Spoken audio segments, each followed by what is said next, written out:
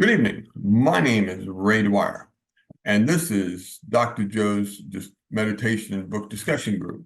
Tonight, we're discussing the second book in the series, You Are the Placebo, Making Your Mind Matter. We're in chapter 5. We discuss one chapter a week as we go through this, so join us as you wish. And the name of this chapter is How Thoughts Change the Brain and the Body. The last two chapters we discussed, more specifically how it changes the brain. Then we talked about how it changes the body. Now we're going to kind of package it together a little bit. I'll read part and we'll talk about it and see what kind of response we get. Now you can understand that whether it's joyful or stressful, with every thought you think, every emotion you feel, every event you experience, you're acting as an epigenetic engineer of your own cells. Think of that. When I first started, I was still under the influence of my education that said genes controlled my life. They turn on and they turn off, and that's it. I don't control the genes. I don't control how tall I am, the color of my skin, anything about me. I don't even control my genes that tell me what attitude of person I'm going to be. My genes told me I'm this, right? Now I'm finding out that my genes give a different protein, not every year or so, but in a moment by moment basis.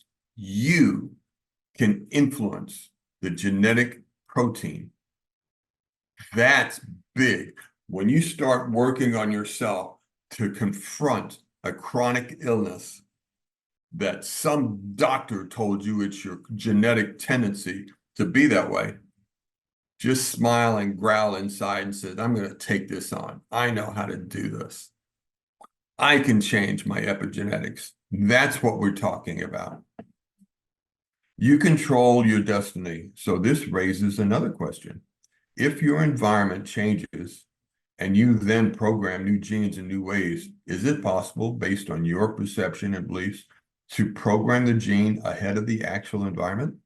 Now, there's something that's even more interesting. Get this. If we can change our genes now by changing what we think, changing our choices, changing our emotions, and that changes our now expression, to get a happy protein release of hormones and genes and proteins, can we change our future now? What do you mean change the future now? It's not happened yet. Has it?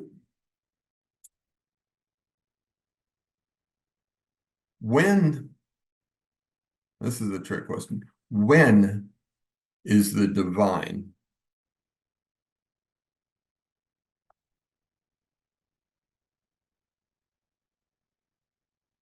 Feelings and emotions are normally the end products of an experience, but can you combine a clear intention with an emotion that begins to give the body a sampling of the future experience before it's been made?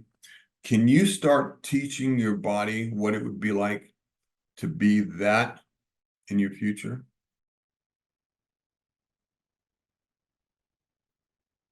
You attract what you radiate. People say that all the time in a negative sense. If you are fearful, people say, don't be afraid, you'll attract what you're afraid of. It's most apparent when someone who is afraid of falling gets near an edge. It's the strangest thing. It's like they are actually, the fear almost pulls them off the edge because you attract so strongly what you emotionally create, the energy that you emotionally create. Well, that's the negative expression of it. But the science of that is the same no matter which expression you use. If you radiate life and love, things that attract to you, you'll get that. There's a time of the dark night of the soul where there's a shedding of the old and a growing of the new. And it's not always pretty. Sometimes you got to tear the kitchen up to make it pretty again, right? So just sometimes people do it and they just kind of wake up the next day and it's all kind of butterflies and sunshine. But a lot of times to change the life that you have so much momentum in into this new culture, sometimes there's some shedding taken off of the old. That really is kind of traumatic. If you continue to mentally practice, it's like any other, this is a skill, enough times, this new series of choices, behaviors, and experiences that you desire reproduce the new level of mind over and over again, then your brain will begin to physically change. There's another thing I was taught wrong. I was taught growing up that you've got a certain number of brain cells. If you burn them by being a bad boy, you're not going to get any more brain cells and you're going to be punished for the rest of your life. And so, of course, I was a bad boy. So they're going to tell me they're telling me I was going to be lame and everything else because I was out gallivanting around and drinking too much beer as a young man. For those who don't know me, I have a master's degree from the University of Texas. So they lied. And for my work in the Army, I was an air traffic controller in a very busy civilian airfield. Believe me, I got a hot head when I was young. 75 now, so I'm not quite as sharp as I used to be. But when I was a young man, I was cooking. I was serious stuff. So they lied about that too.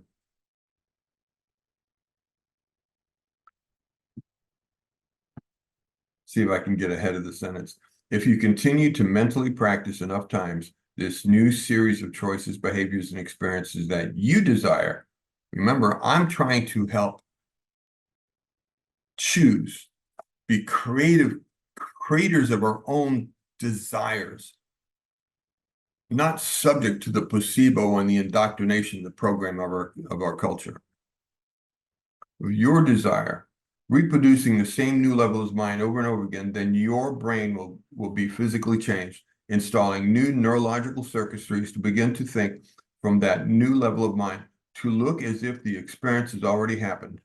Your body chemically will get prepared for that future event instead of being common to your past. For most of my life, I lived as if I was still defending myself against my past.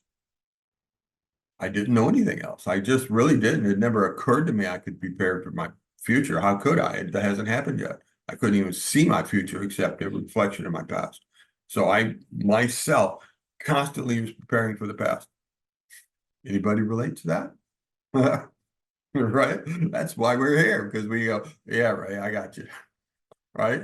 Okay. So now, after some time doing that word practice again, I started breaking the habit of being my old self. Remember the first book, and started creating a vision for my new self. And that new self started changing who I was inside. Now, this was a slow journey for me. Even though I had some amazing events, I would still hear it in the words I say. Sometimes when you just talk, you reveal your truth, right? And I'd hear myself say stuff and I go, uh-oh, it's still there. Oh no, he's still here. And so I've worked on it. And I'm more and more starting to reflect that new guy in me than the old guy that I don't talk about too much, except to tell my story.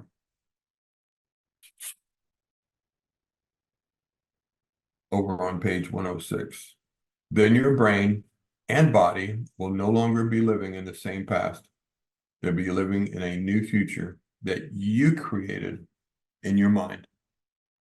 I was living day by day as if my past was present about me. It hadn't been present about me in 40 years, but for some reason I was addicted to the chemicals that those thoughts was producing in me. It made me feel special, and it was familiar, so that's what I did. And they were hardwired in me.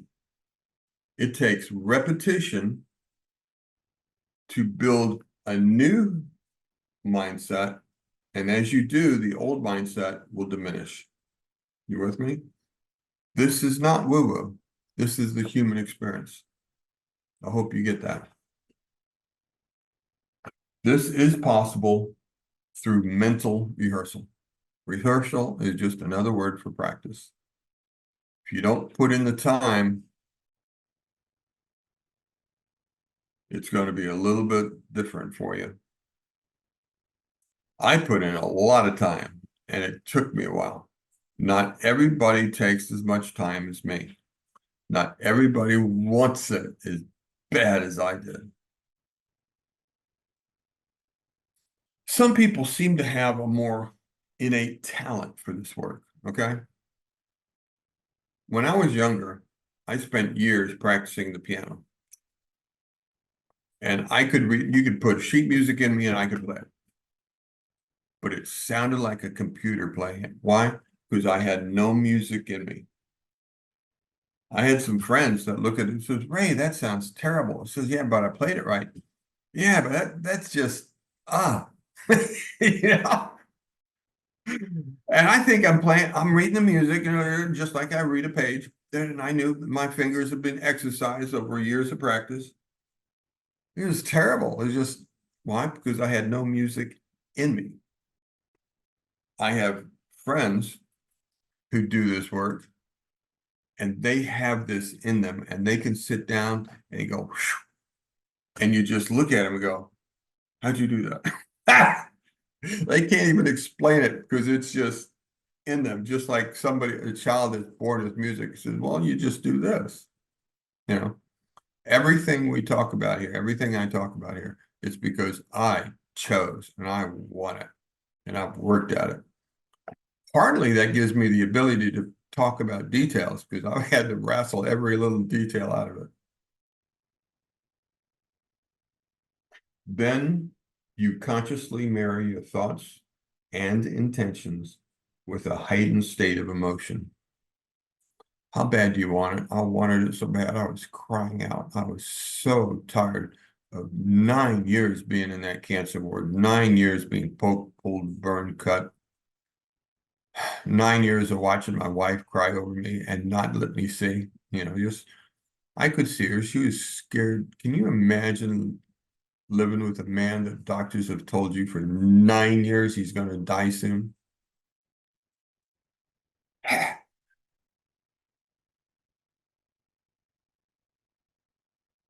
So I wanted it. I wanted to change so bad.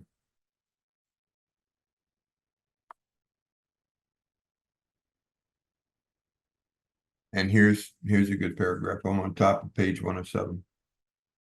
By keeping your focus on this future event and not letting my other thoughts distract you, any other thoughts distract you, in a matter of moments, you turn down the volume of the neural circuits connected to the old self, which begins to turn off the old genes, and you fire and wire new neural circuits, which initiates the right signals to activate new genes in new ways. I remember reading this when I was new to this, and it was blowing my socks off. You mean I am doing different things to genes just by changing my mind? Am I the only one that reads that and goes, say, what? I'm not fixed. This is not a fixed person you're looking at. No, I am limited to what I know and what I apply. That's my limit. As you study and you discover more, you'll have new knowledge and new experiences, and your genes will give a new expression.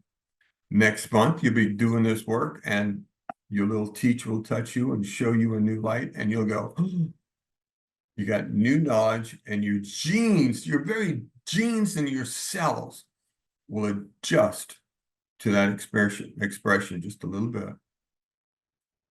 I think that's cool beans. I had no idea about this when I first studied this work. At this point, your brain and body are no longer a record of the past. I lived as if that past was right there all the time. They are instead, my mind and my body are a map to the future, a future that I've created in my mind. Your thoughts have become your experience, and you just became the placebo. I created my own placebo by getting a message that says, Ray, look. And I went, you mean I can do that? I might do that? Oh, I want that. And I've spent the last few years incrementally getting closer and closer to that future self that I just think would be cool as beans if I could get there, when I get there. That's how it works. I have become my own placebo. The meditation is my conditioning. The image is my token. The story is the meaning. And my passion for that funny old man that is just a crazy teacher and mystic just thrills me to no end that that's even on my radar. That's how it works. What's your dream? Quit the dream of your past and start dreaming of something of your future. You want to be an engineer? It's out there.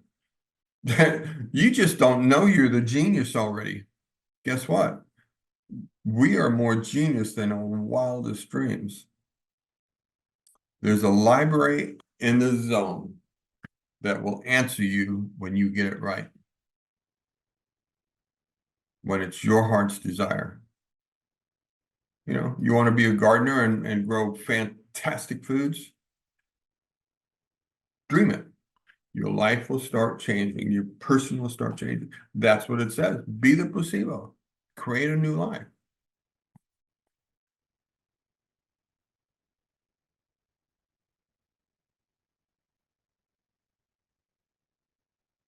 To start with, many experiments on mental rehearsal prove that when you concentrate on a particular region of the body, your thoughts stimulate the region in the brain that governs that part. And if you keep doing it, physical changes in the brain sensory areas will then follow. It makes sense because if you keep placing your awareness in the same area of the body, you are firing and wiring the same networks of neurons.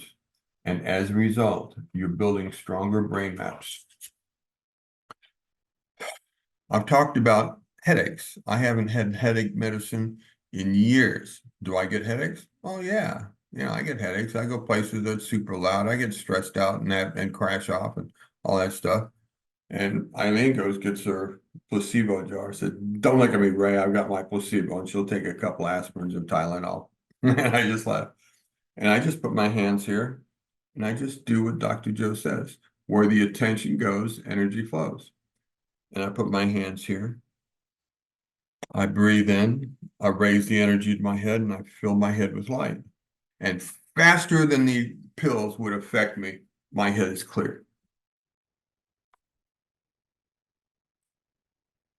I'm telling you, when you master this, life gets funny. But there's things I don't do. I've got a sore in the back of my hand that is like, you can't fix me. And it's like, what? And so far, he's right. And I haven't quite figured out the key on it. I don't know what the trigger is yet. So I'm not a master of this in any way, but I do it often enough that I enjoy playing with it. You with me?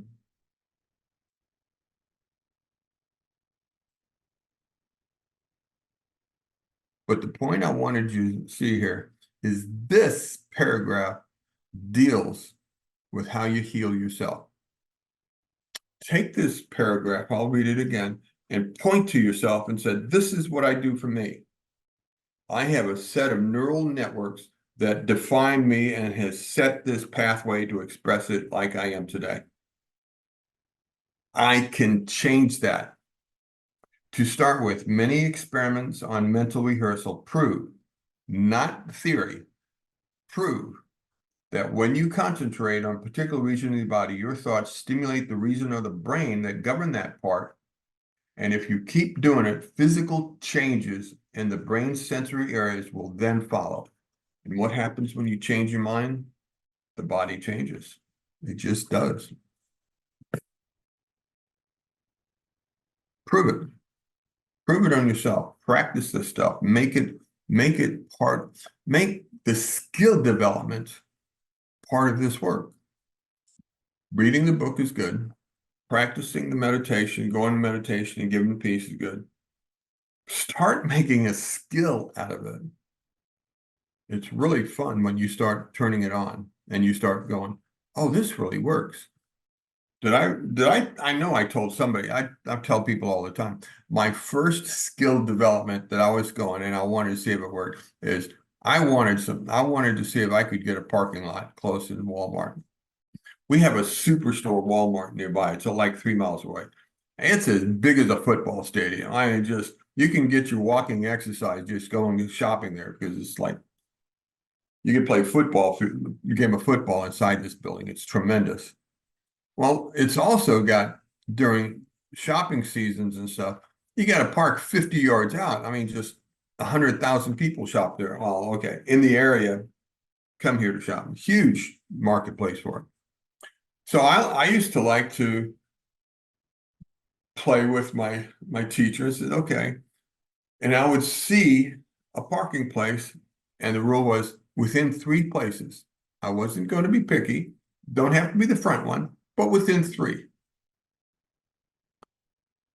And you'd be surprised how many times in this busy marketplace where cars are coming and going, I would pull up. The funny one that comes to mind is that once time I pulled up and I had in my mind right where I thought it would be. And I'm pulling up along the drive next to the store on my right side, and the parking place is on the left. And I had foreseen this slot because it's one drive away from the door. And it's like I pulled up and I'm stopped in traffic. I mean, cars go, and I go, so what happened, right? Didn't your angel hear you today? I go, no, wait for it, wait for it. The car coming to me turned and passed. And as he passed, seconds, just as he's passed, the car in the third parking slot backed and pulled out. If he had backed and pulled out 30 seconds sooner, that other car would have pulled in. But I'm sitting there and the car goes in and the car backs out and I pull in and I got my third place parking lot in it. It's stuff like that you just can't make up stuff. It's just fun. Okay? Play with this stuff. This is real. I'm trying to get you to make this part of your life expression. Please do it. You'll like it. Okay. There's another part of this that's another contradiction. To understand, I'm on page 111. I'm going to read this paragraph because it's got some secrets in it. To understand more fully why mental rehearsal works, we need to look at just a few points of brain anatomy for a moment and then briefly add some neurochemistry. Let's start by explaining that your frontal lobe, located right behind your forehead, is your creative center. This is the part of the brain that learns learns things, dreams new possibilities, makes conscious decisions, sets your intentions, so forth. Dr. Joe calls it's the CEO, so to speak. And even more to the point, the frontal lobe also allows you to observe who you are and evaluates what you're doing and how you're feeling. It's the home of your consciousness. This is important because once you become more aware of your thoughts, ultimately, you can better direct them. Okay, that's a great introduction to the CEO. And what's the first thing that you do in your meditation to quiet your mind? You try to quiet your CEO. Now, wait a minute. We just got through talking about how important it is. This is the seat of your intentions. There seems to be a contradiction here because we're trying to quiet the source of our intentions. then what do? We're supposed to have it anytime you go into a meditation, you're supposed to turn on an intention to direct your energies out of the infinite potential. Well, if you turn off your CEO in the general way that we talk about, what happens to your intention? The light goes out. There's a little contradiction here that needs a little understanding. As you practice mental rehearsal and truly concentrate and focus on the outcome you want, the frontal lobe is your ally because it also lowers the volume of the outside world so that you're not distracted by information coming in from the five senses. Brain scans show that in a highly focused state, such as mental rehearsal, the perception of time and space diminishes. As you really get into attentive awareness, the best example I can give is a walk through a park, not a busy park, where you're just kind of going through and it's safe and it's kind of quiet. And you go to the park with the intention, set your intention of listening to the animals. You just want to hear some nature. After being in suburbia all my life, a walk through a nice park with a lot just thrills my inner mind. And I go with the intention is I don't want to visit people. I just want to cruise on the sound of chirping birds and squirrels and rustles in the grass and stuff like that. Well, there's a contradiction because I go in to turn on my intention and then I move into the awareness, which turns off my frontal lobe. Anybody else see that contradiction? Okay. Oh, we got some chat comments. Let's see what I got. Okay. Sorry, I didn't tell you the paragraph I was on. I'm looking at page 111 now. Okay. This is the model. This is the placebo model that I use that I can explain with. You analyze information to create a model in your mind. And where I settled is that I create an intention and it becomes like a lamp, like this lamp I have over me. See that little light? And my intention is like a light in my being that I quit paying attention to. And I just go into awareness and I let my intention tune my experience. If I put my attention, my awareness on my intention, these words are tricky. If I put my awareness on the intention, I move into my analytical thinking. You probably experience that because you want to go, what am I thinking about? And bam, you're analytical, just as fast as you can think the thought. So you go into it and you decide, okay, I just want to experience nature. I want to hear the birds, squirrels, and I want my body to walk through the sidewalk and just do a nice, gentle old man's walk. You know, I act like an old man sometimes just so people will leave me alone. I was showing off for my wife the other day. I did 15 very good push-ups. Oh, God, see, still a man. So, well, anyway, I don't know why I told you that. So anyway, so I go through the woods and I'm just kind of going through the woods and I let my intention act like a light that I don't pay attention to, but it filters out the process of my attention, my awareness.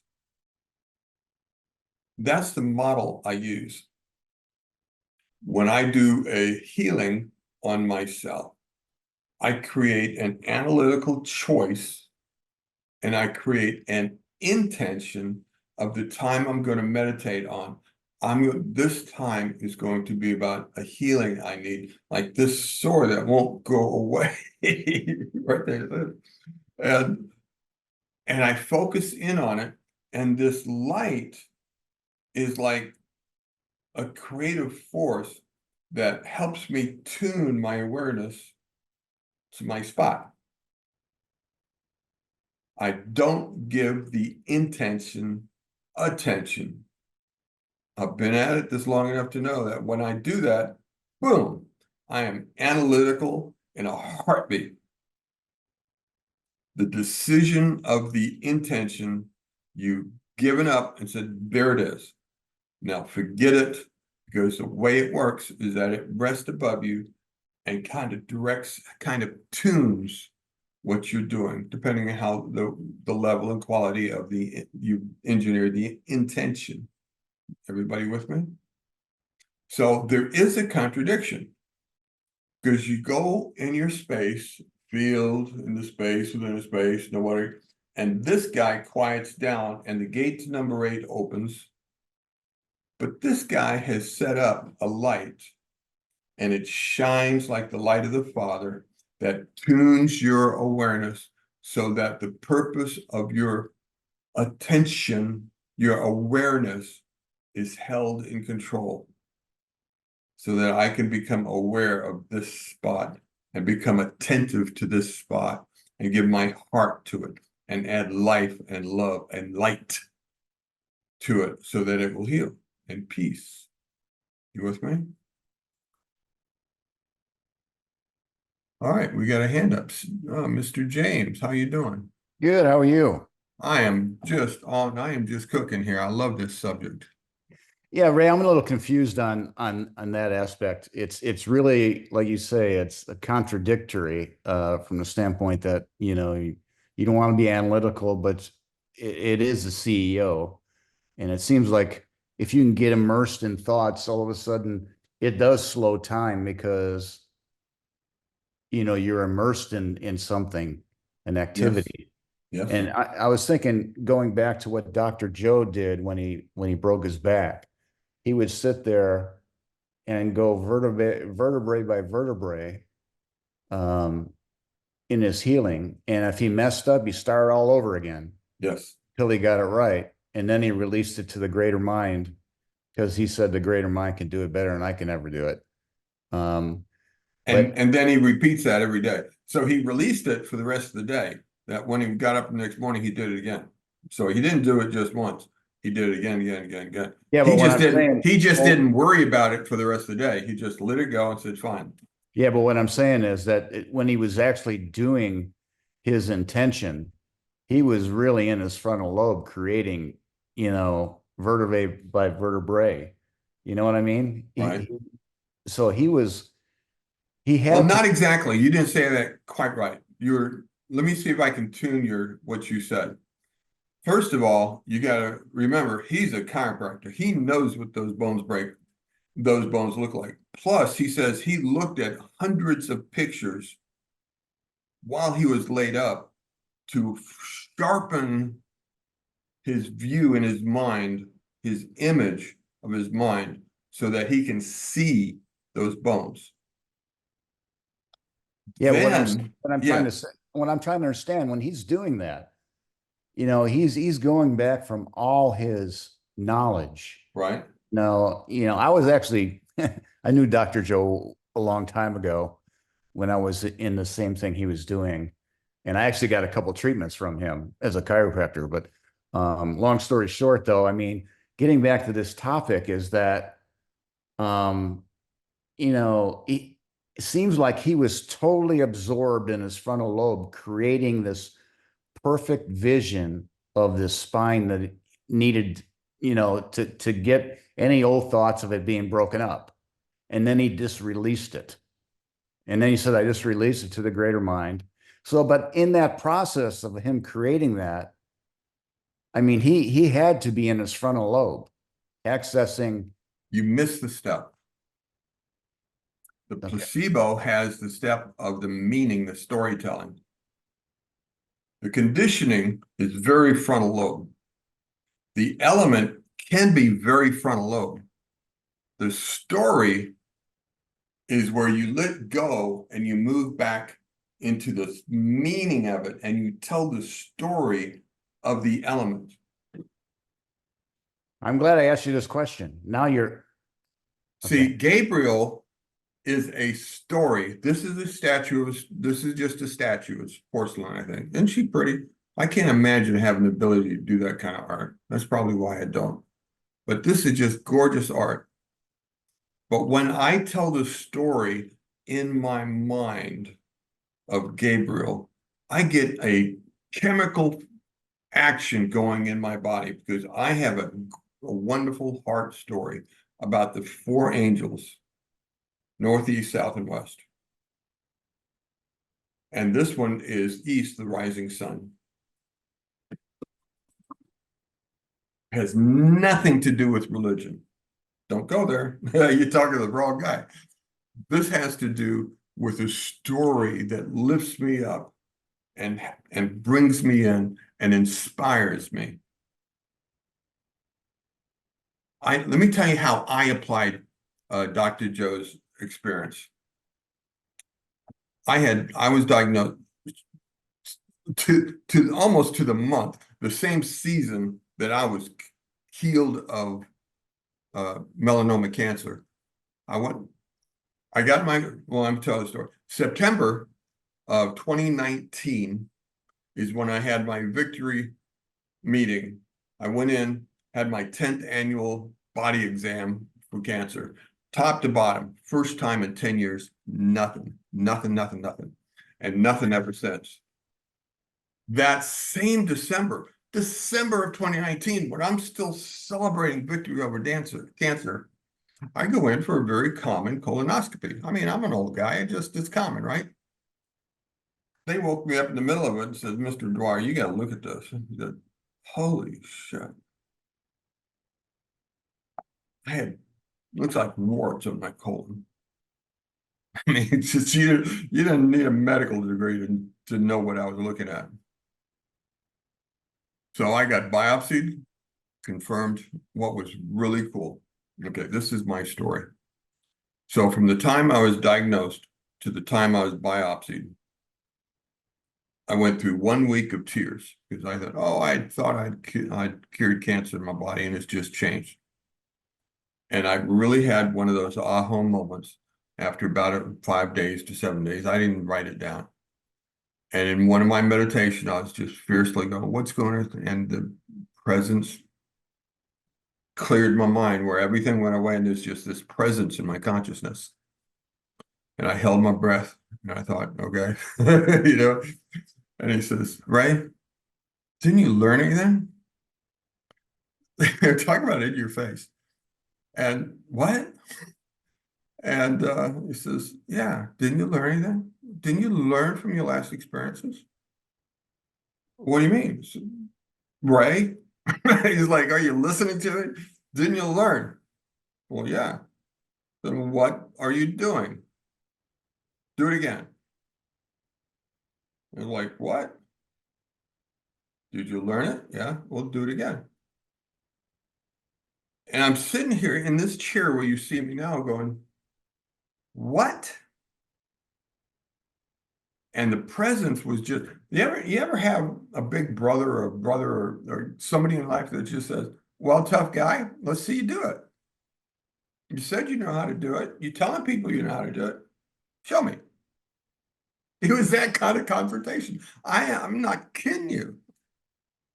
And I look around this room and go, okay, what did I do? And I went back to this book and I went back to that story of Dr. Joe's building his bones together. And I said, okay, the first thing I need to do is get a clear image.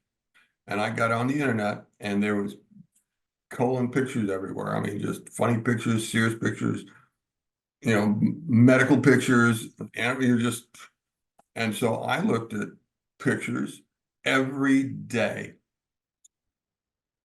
I got the conditioning. I got the element of the images in my mind, and I created a story. I used this to create the intent.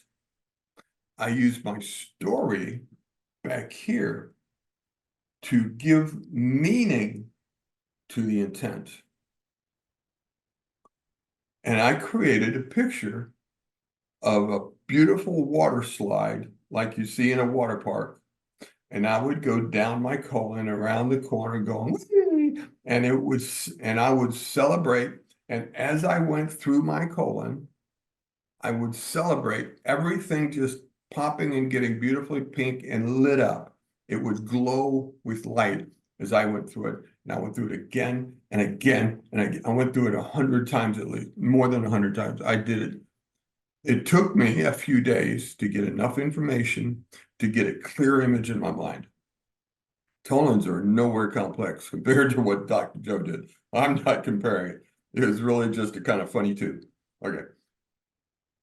But the principle's the same. I used my CEO to create an intent, an image. I knew what it looked like. I knew there was a fold on top, and I knew there's wrinkles. I knew all about the cilia on the sides. I knew that the colon has 3 layers of absorption. I knew that the primary purpose of the colon was to draw the fluid out of the waste. I knew all that stuff. I got my CEO in charge. And then I created a story. The light of the healing of the purpose of the story is the light above me. That's what this guy creates. He turns on the light, but the active analysis, the analytical mind shuts down when you move back here in story mode.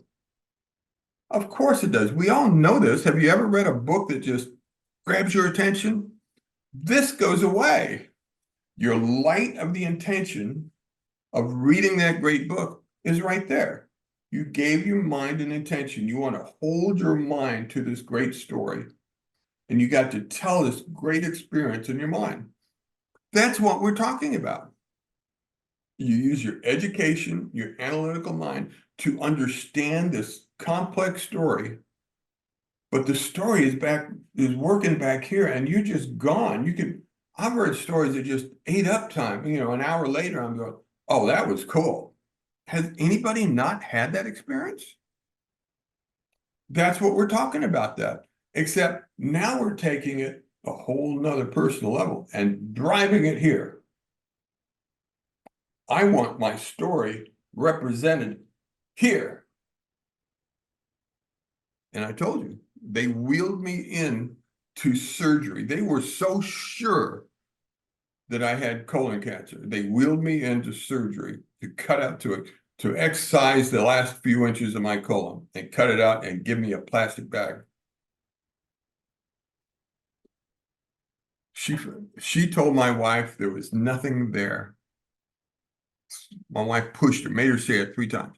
I went in as far as my tools would go, and there was nothing there, not even a polyp. I'm 70 years old, and I didn't even have a polyp. I tuned into that colon and I went down it, and it was beautiful. I went down it was red and pink and shiny and had all kind of blinky lights and all kind of wavy things along the side. And I did it again 100 times. And I just enjoyed the heck out of my water ride every time I did it, and I loved it. I loved my body. Hey, Ray, I'm really glad I asked you that question. I was missing that step. So That is that's what I mean. I really That's appreciate your story. Yeah, that's the important contradiction. That's why I kind of started our discussion tonight, because there is a discussion of the contradiction in the description here. Because you don't really go dumb, that's a bad word, go numb in meditation when you turn this guy off. You just give him a different job. You said what he really likes to do is just shine a light on your life. Tune it in, and now that light tunes, just like if you put a red color, the red color tunes red everywhere in its view. The intention of this light will tune everything that happens in the meditation. That is the work of the CEO as he's resting. I think he's playing a little video game. He said, okay, I'm not going to pay attention to the sensual input. I'm busy playing a light game with this meditation. I think that's what he's doing when he said, no, that's a fun image. I just thought of that. But that's my model. I have a model of a little desk lamp, and it shines the intent on my creative work. I hope that helped. because that was an important lesson. That was a big part of what I wanted to get across tonight. Huge. Thank you. Um, I'm trying to think of a practical thing, another practical. That's how I did it with my colon. Just I just did. And I'm telling you, I was the most you want to know how much I thought I went in surgery because I thought I had colon cancer. So I didn't know I was cleared.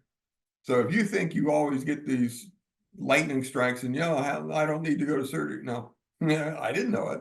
I went in for surgery and I was just so brokenhearted. I had no expectation. I was brokenhearted after defeating 9 years of cancer. I'm going to get a colostomy bag. I was so brokenhearted. I was the most surprised person in the room when she said, "Go home. There's nothing there." I said, "What?" Who, me? Yeah, we talked last week about worthiness. Who, me? It's just it just happened to me. I know who I am. You got to be talking about somebody else. You know what I mean? I can relate to that worthiness aspect. I think a lot of people are dealing with worthiness, including me. So Yeah, I know who I am. Just like this happened to me. You got the wrong guy. I mean, just we must be talking about somebody else. I still have a part of that in me. It's just that I've done this so many times now. It's like, Ray, don't go there. Oh, I'm sorry. I get this. My teacher gets me sometimes when I kind of wander off. Don't go there, Ray. Okay. Over in the bottom of 111, the moment you imagine a new future for yourself, think about new possibilities and start to ask specific questions. Ask specific questions, such as, what would it be like to live without this? Your, your frontal lobe snaps to attention. In a matter of seconds, it creates an intention to be healthy, a mental picture of being healthy. I had the intention of activating energy. That was the light that I saw. I didn't go through a dark tube. I saw just almost a disco lights I went through with weavy fingers, like disco ball stuff. And I went through this one, zip, zip, zip, and it was a hoot to envision, particularly when part of my mind is going, "Hey, Ray, you're taking a ride down your colon." It's like, oh, how am I going to talk about this one? Just yeah. Yeah, and it was just pink and fun. I just made a water park right out of it in my mind, and I did it. And something in me told me this is right, and so I did it again, again, again, again. And I energized. I could feel my gut heat up when I was doing it. I just get that energy charge. You know how when you do certain things and your body gets warm? I could feel it. I got the feedback. I got the excitement. I get the emotional excitement, like, oh, this is a hoot. What are you doing, right? This is funny. What's funny is there is nothing there. And I love that expression. There is nothing. If you put that N with a capital, nothing was there. The divine was there. The infinite nothing was there. I love, and the fact that she said it 3 times just thrills me. Nothing, the divine. Because he is not a thing. He is a no thing. And the surgeon said the no thing was there. I went, oh, this is too good. I couldn't have made that up. Okay. All right, Kim. Sorry I rattled on. Okay, not really, but go ahead. Yeah, I put it in chat, but just wanted to make sure before we get too much further. So you said to create a story. So for you, was your story your image of going down that pink healthy colon water slide, or what exactly was the story? My story was that every time I went down that tube, I energized it with love, light, and life. And my presence was a healing force as I went through, like a light bulb going through it. and I made it a joyful experience. Whee! You know, you ever go down that dark tube that's at water parks where it's not the open one, but the one that's a complete tube and it's all dark and there's little lights, you know, and everybody just screams their head off going down.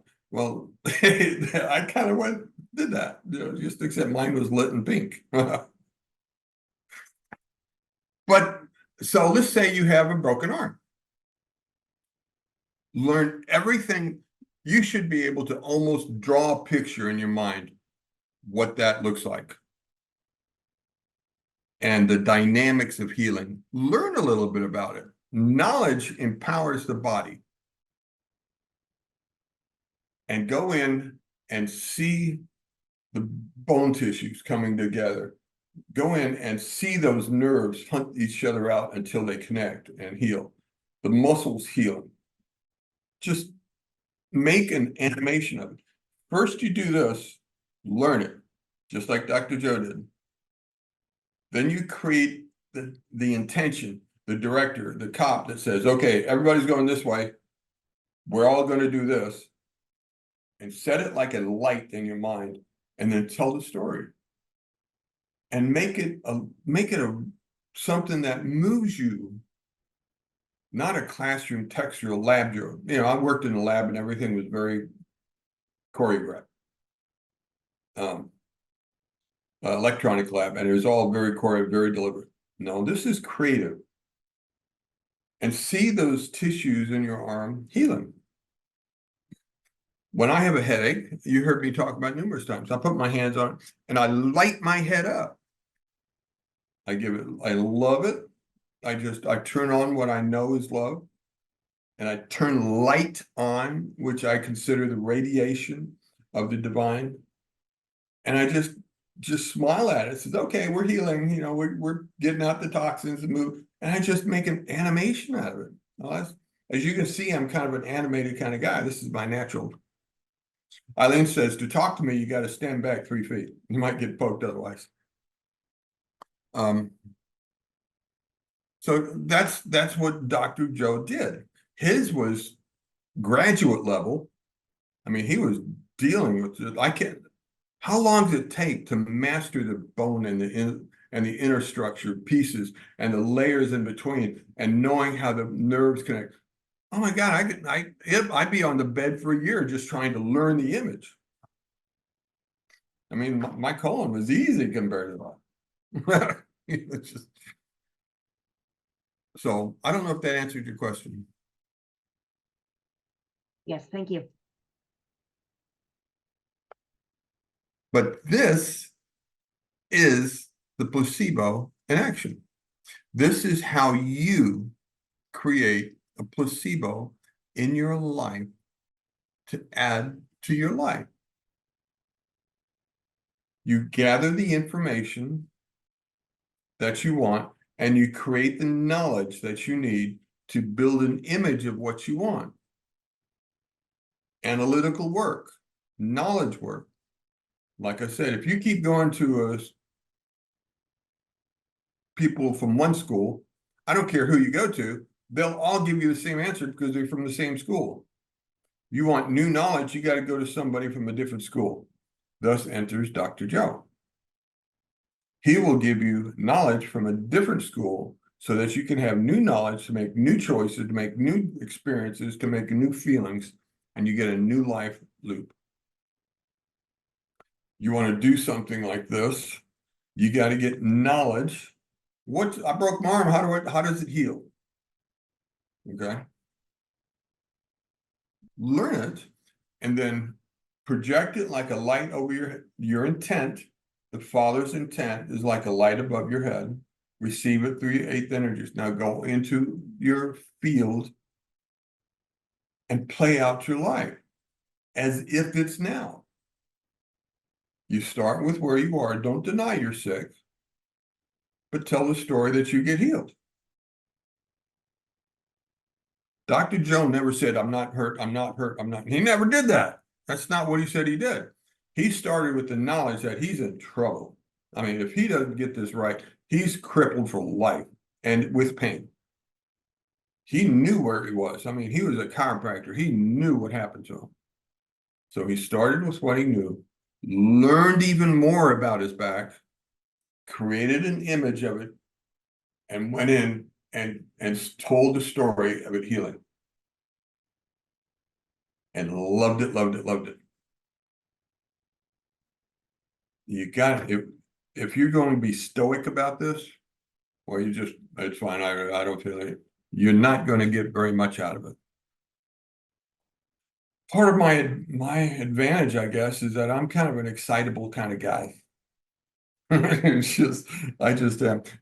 What was it? You ever watch that detective show, The Monk? The fun detective show. He had a saying that I really like. Well, it's a blessing and it's a curse. Anybody remember that? That was fun. Okay. I'm kind of an excitable kind of guy. Well, that's part of what drives the energy so that I can have these expressions because this stuff gets in me and it just is amazing to me. I love it.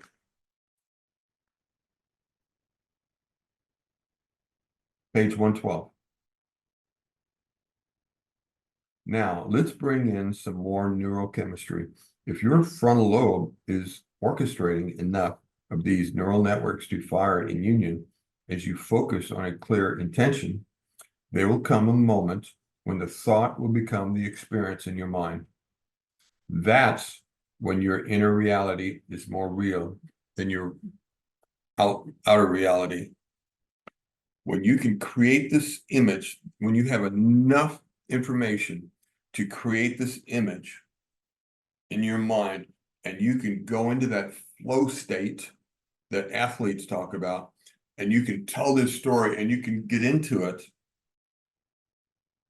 you are making your intention more real than your outer self. It's not woo-woo. We do it when we go to really, really good movies. We do it when we read a really, really good book. We do it when we embrace someone we deeply love. This outer world goes away and you just go into this energy field. This is a human experience that we're learning how to do. I am not coaching you to be some woo-woo mystic. Mystic maybe, but not a woo-woo type. I am coaching you to be real humans. This is a human thing. It really is. There's no incantation. There's no blessed water. There's no secret symbol or handshake. This is what you can learn to do.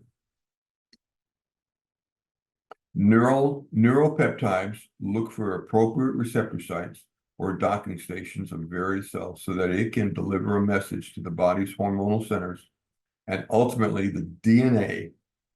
The cells get new message that event has occurred.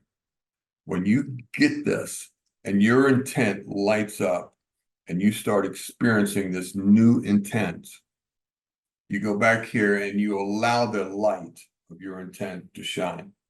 It's a contradiction because in one hand, I'm telling you, get back here so the CEO sits down.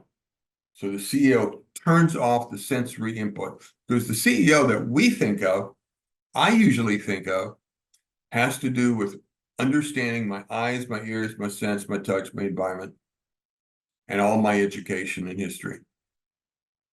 But this guy's got another talent.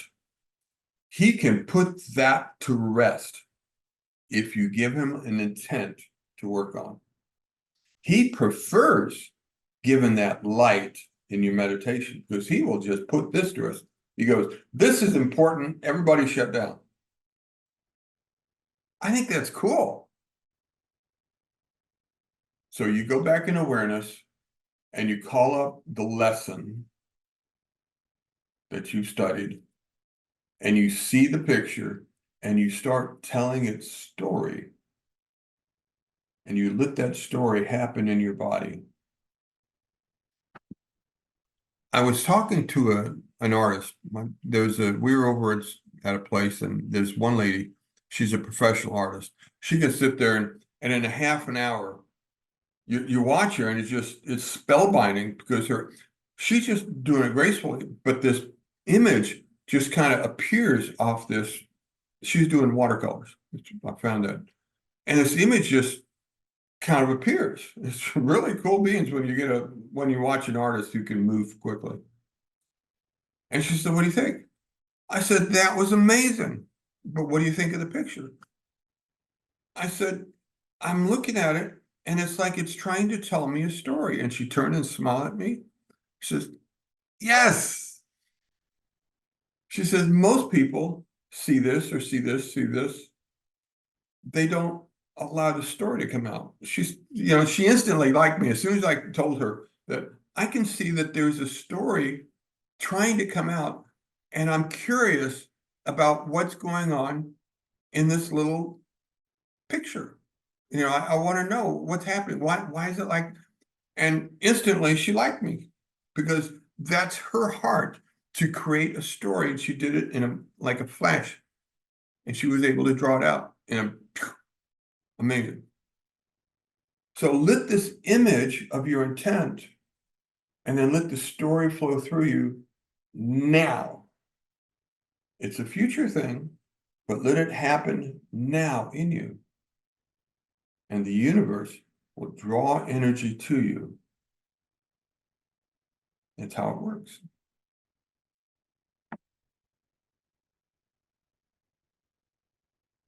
When the DNA in a cell gets this new information from the neuropeptide, it responds by turning on some genes and turning off others. When you get this right, remember that first sentence, some genes turn off, turn off, turn off. Your genes start doing different things. And remember, the job of genes is new proteins. And everything in your body is regulated by proteins. I'll try not to go into my theories of diet, but let that expression tell you how important I think protein is.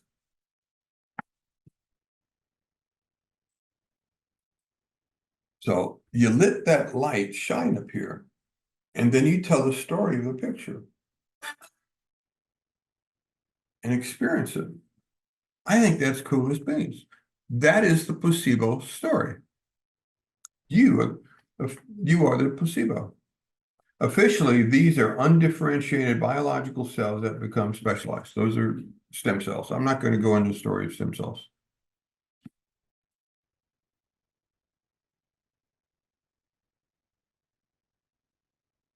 Oh, but this is important. I got it underlined with an exclamation mark. And I mark up the edges of my board for my book a lot. In wound healing studies, I got a little wound. Oh, I got a boo-boo. Where the subject is in highly emotional negative state like anger, stem cells don't get the message clearly how to heal. The body knows how to do it, but because of an agitated, stressed out, angry state, the body releases the stem cells and they go, "I can't. There's too much anger, too much static, too much." And so the supplies that the body gives it to heal can't do their job because of the agitated energy of the body. That was important for you to know. So when the placebo effect is at work, you create the right level of mind with a clear intention and combine it with nurturing, elevated emotions of the right type to signal and that can reach the cells of the DNA. This is on you. The stem cells are limited if your energy limits them. Hi, Cece. James, is that you? How you doing? When I read that, I'm thinking to myself, I was like, say you have a traumatic physical, like you're burning, you're on fire and you're angry and, and all that stuff. Maybe that's why the people have a hard time healing wounds because they have so much leftover stress. if you could say you are burning and you could be calm after it's over, you're going to heal a lot faster. Is that kind of what I'm getting? Absolutely, yes. That is exactly correct. Yeah. I went through 9 years of doing everything in the natural world I could find, and I used the most radical diets, clean diets. You don't know a clean diet. I could teach the clean diet, and I still had cancer. I meditated. I did everything I could, and it wasn't until I had a change in my energy. Now, don't get me wrong, the clean diet was probably what kept me alive because I didn't feed it. The meditation and the care I was given in the outside world helped me stay alive because I was giving the body what it needed to resist. But I did not stop it until I became somebody else, till I had that experience and I got up off the floor knowing I was not who I had defined myself to be. And I got up with a new definition of who I was. And the cancer in me changed that moment, that day. 2 weeks later, I went into surgery and it was dead in my body, already been decayed, absorbing in my body. And it's been gone since. Good stuff.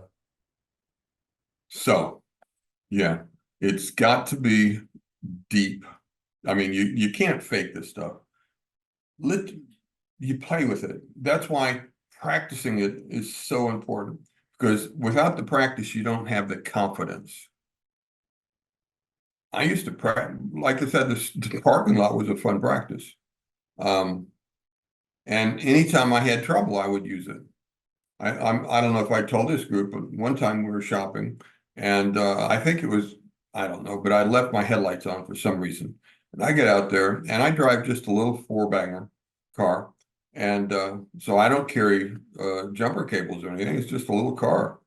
And so I go to start the car and you get that very familiar tick, tick, tick, tick, tick, tick, tick sound. Anybody never heard that before? And oh man, I start playing the dashboard and I realize my light's wrong. No, what am I going to do? So I thought maybe, just maybe my cable's loose. Maybe. So I lift my hood and I'm like, no, my cables are tight. No, I am like, really did leave my lights on. So I'm standing there and I go, okay. So the parking lot around me is full, left, right, and in front, because you park with the cars in front of you too, right? And so I've got my hood up and I just put my head down. I go, Father, can you help me? This is my wife sitting there. I got a carload of groceries. I don't want to be towed. Can you get somebody to help me? And I look up and I turn my head and a big blue Ford pickup truck parks about 2 rows over. And I just smile because it's like, there he is. And I'm thinking, that's fast. And so I'm standing, my hood's up, and I'm standing there, and I'm just looking at this truck. It says, could it really be? A guy, door opens, the guy gets up, and he looks right at me, looking right at him, and says, you got a problem? Can I help? And I said, I left my lights on. He says, yeah, that happens to everybody once in a while. Okay. I said, I don't have jumper cables. He says, I do. I'll come by.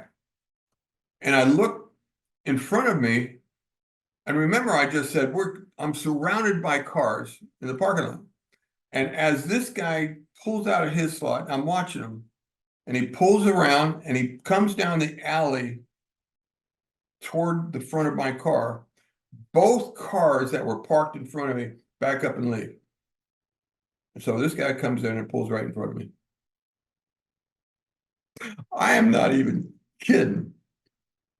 So he pulls up, and he's just a friendly guy, and he comes out, he jumps me, and boom, it starts up.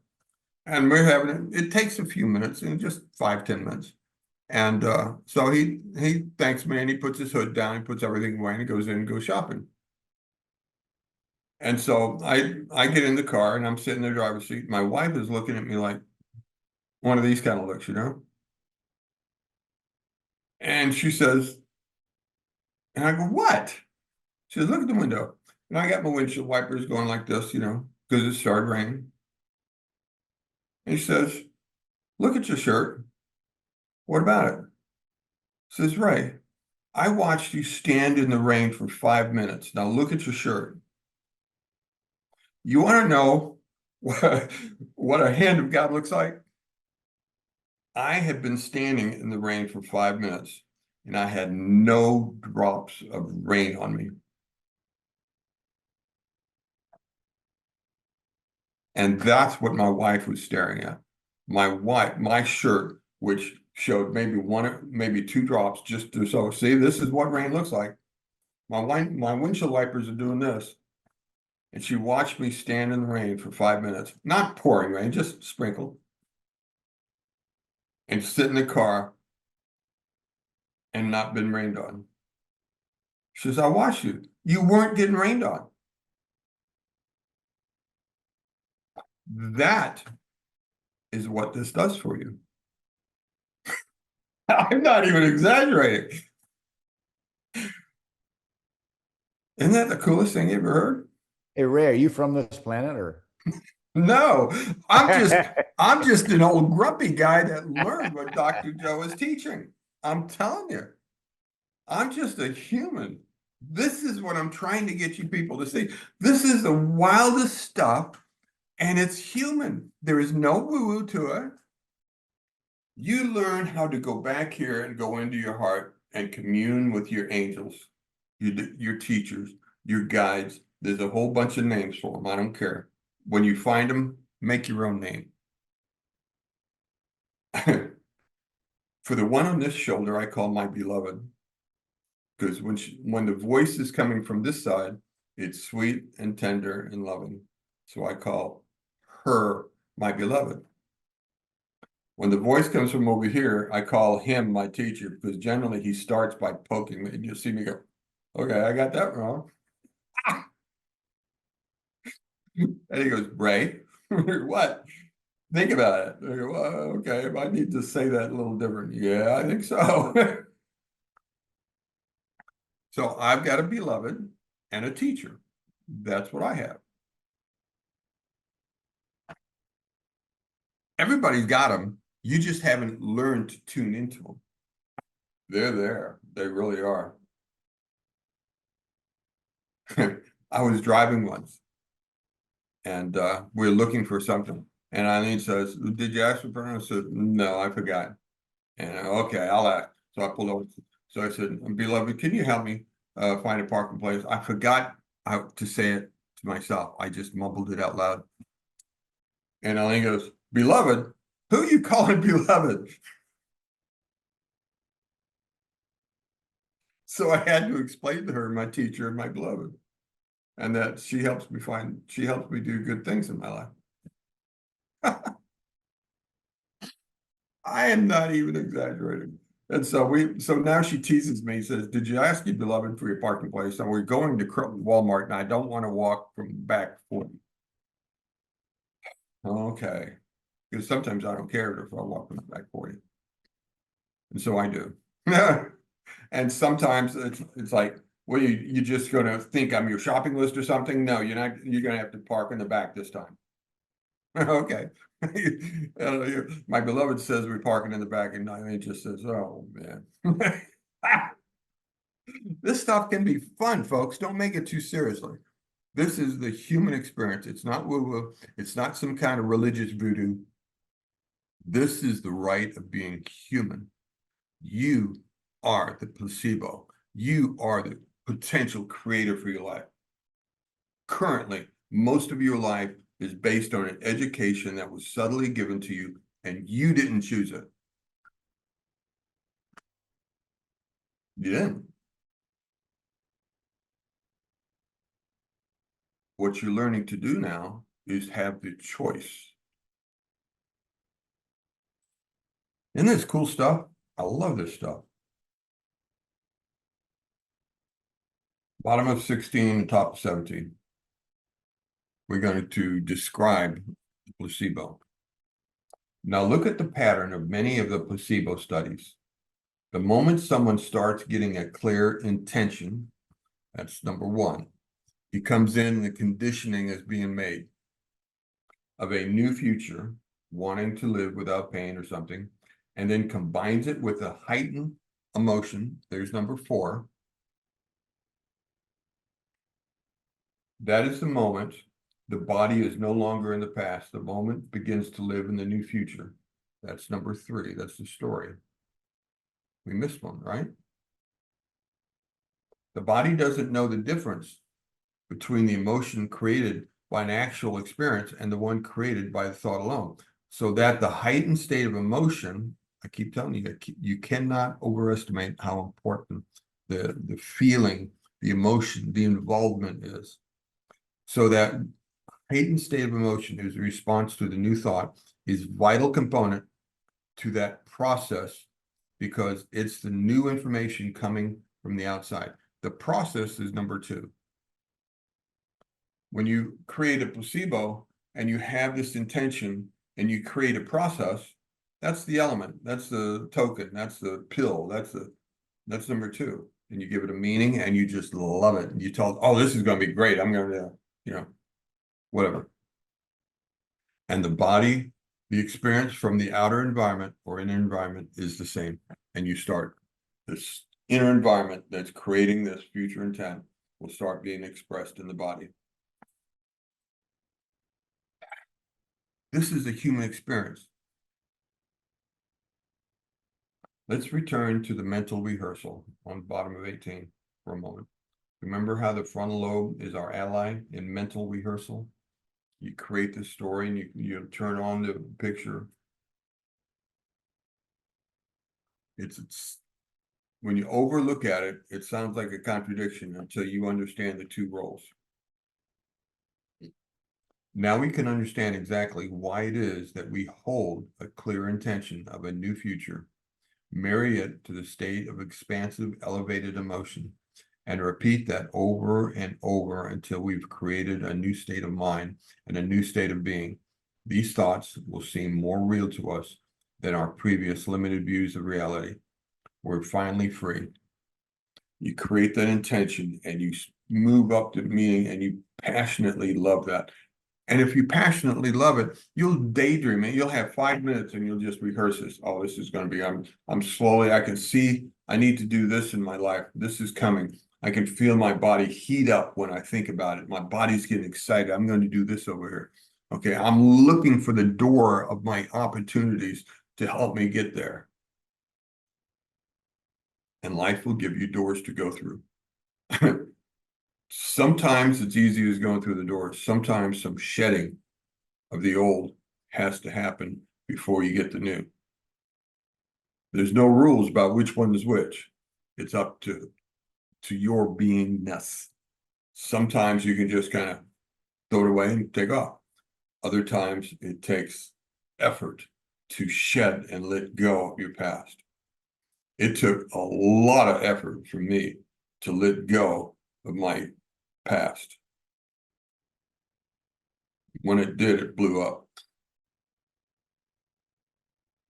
Just depends on you, who you are.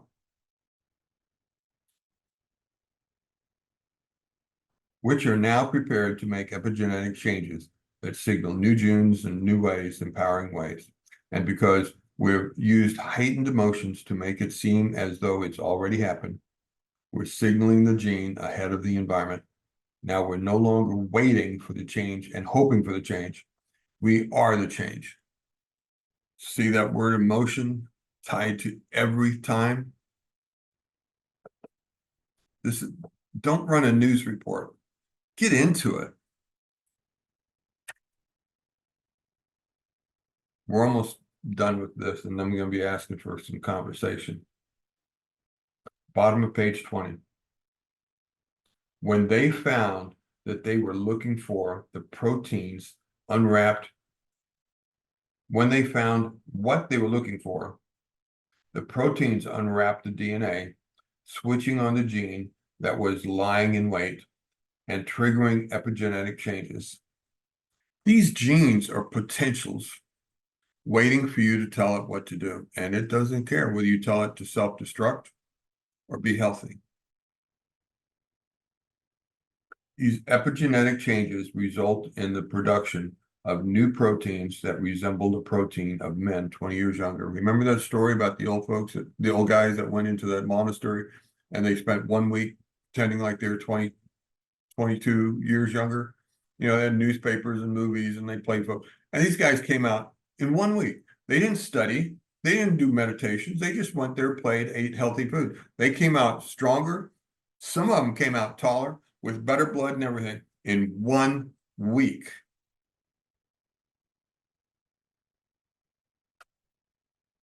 Makes you wonder what they could do if they really chose to change their life, right?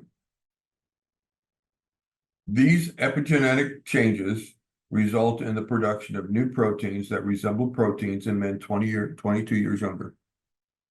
I'm going to have to get my blood report out and show you my DHEA report that says I'm like, my blood in this category is like somebody that's 40, 50 years old.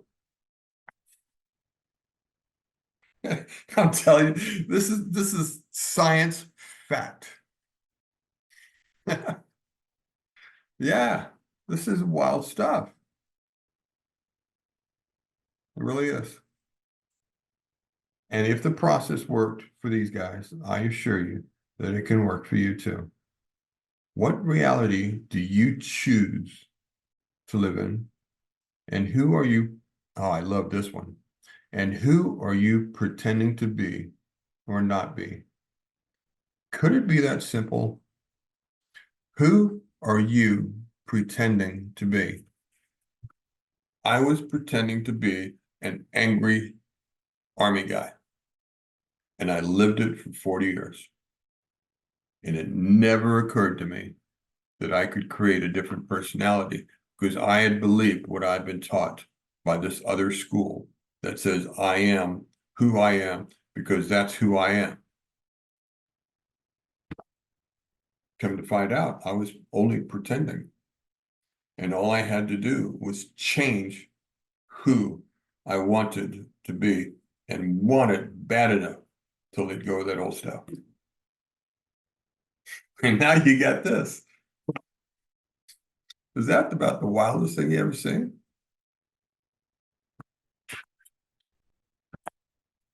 Yeah. If you had known me 5 years ago, if you could see me 5 years ago and then see me here, you go, what?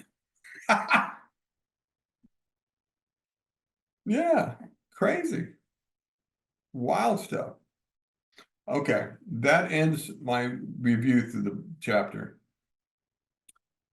And it was, I don't have words for it. It's just, well, I have lots of words for it, but I don't know how to express more than what I did. Come on, talk to me. Let me hear what you have to say. I got a few sips in my coffee cup left.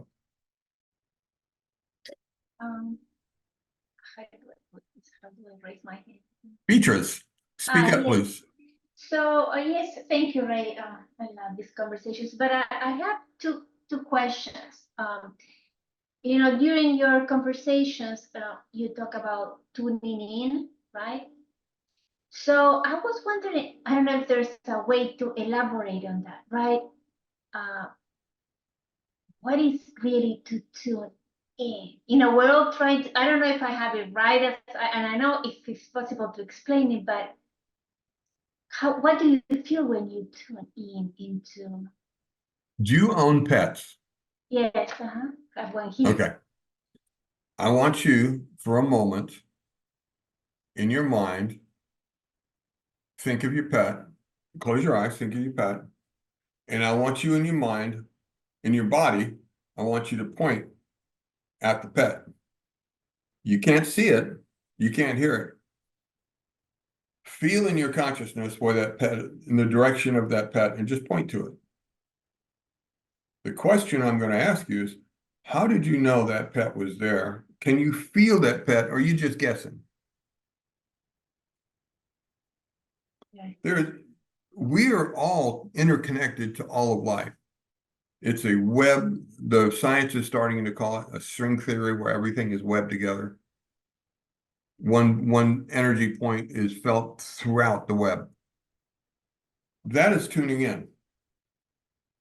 Because when you say like tuning into abundance, let's say, right? Okay, let's take that How- word because that's a really vague word. I like Yeah, that. exactly, but tuning whatever, right? So I can tune into my pet because I know my pet, but when you go into, the meditation, when you go into the void, right? And you're gonna tune into, wealth, or, health, right? How do you, what, I I like think that. That's a great maybe I'm thinking too much about it, right? But I don't know how to tune into health.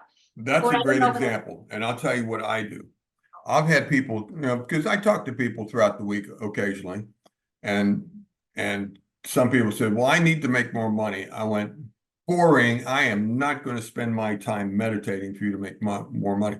Yeah, but Dr. Joe says we can meditate for abundance and stuff. I said, if that is the depth of the meaning of that, it's boring. Go do it on yourself. So, but what do you mean? This is where the lesson comes in. Why do you want money? But Give abundance is me, more than money, right? It's well, you said pouring into abundance. you, right? Why do you want it and what is it? Give me a story that my heart is stirred. Remember, without emotions, you got nothing but a picture in a book. So a guy says, "Well, I need money because I'm trying to get a better job so I can buy a nicer house for my wife so we can live comfortably." Now you've got me because I love my wife and I love the fact that we live comfortably now after so many years of working so hard, living on a shoestring budget. Great. Now I can love the story of your abundance so that you can love your wife more clearly. That got my heart stirred, and we had an hour of deep, loving meditation. And you can tune into that because you can feel that, There's the answer. right? Abundance is meaningless without a meaning. Right. What does it mean when you say I'm going Same to thing as health, right? It's too broad, right? You have to. Yeah, you say you want abundance. I'm going to go, what does that mean? I don't know what that means. Tell me what it No, means to that's you. great. Yeah. So when you give me a meaning, not a definition, a meaning that my heart resonates with you, so I can hope with you, so I can cry with you, so I can walk that story with you. Oh, my heart opens up and I'm in. Right. No, I get it. Because I've been having a lot of, I get kind of not confused, but I don't know what the word is, when he talks about these, they're very big words, right? They could mean different things and they have, so, but I think, I love what you said. And the other question that I had is, at the last session, you said that one of the great things that humans have is the ability to notice, right? To be able to I notice. misunderstood. To notice, you can notice, right? I guess it's the same as to pay attention, to notice. Oh, awareness. When you go into the space, you're not paying attention, you're becoming hyper aware, attentively aware. So you're trying to remember the story without analyzing it. You're recording it in you. You're letting it happen in you. I call it attentive awareness. Awareness is a field. Attentive means I'm going to try to remember the experience. In the meantime, I'm just going to let it happen. You with me? If you just in the field, it's like sitting in the passenger of the car. When you get to your destination, somebody say, "How did you get here?" I have no, I wasn't driving. But you saw everything. Yeah, but I wasn't paying attention. I wasn't aware of my environment. I was not attentive to my awareness. But if you sit in the passenger seat of the car and somebody's going to ask you, "How did you get there?" You'll sit there and you'll be aware of the environment. You'll be aware of the shopping centers, the stores, and turns you make. You'll be aware and you will be attentive so that when you get to the destination, somebody says, "How did you get there?" "Oh, yeah, we turned left. There's a big shopping center. We turned left." Now you can remember. You didn't analyze it. You just were attentive and you received it. That's important. It's a big difference because as soon as you go analytical, okay, what's that shopping center? Yeah, you Boom. lose. Yeah. You've missed it and you ended the recording because now you're trying to study some piece of data. It takes practice to No, learn I've been there, very highly attentive, but you don't have any analytical thoughts going on, right? exactly. Okay. So think about the Is that intention. the same as being, like when you get to that state, right, of being highly attentive but with not analytical thought, is the same thing of being nowhere, being nobody. It's I would say being nobody, no place, no time is one step before that happens. Because first things you do is you turn off your analytical mind and you become aware, cognitive of your intention. Okay, I'm going to pay attention. I'm going to give my awareness to this so that when that guy at the end of when I get to my office and somebody asks me how I got there, I can tell them where I went. Okay. And this is a human thing. The mind is equipped to do this. We just haven't trained it to do that because we live such a redundant, boring life. I mean, how many times in suburbia are you going to go down the same street and you're going to boring, because nothing new to stimulate us.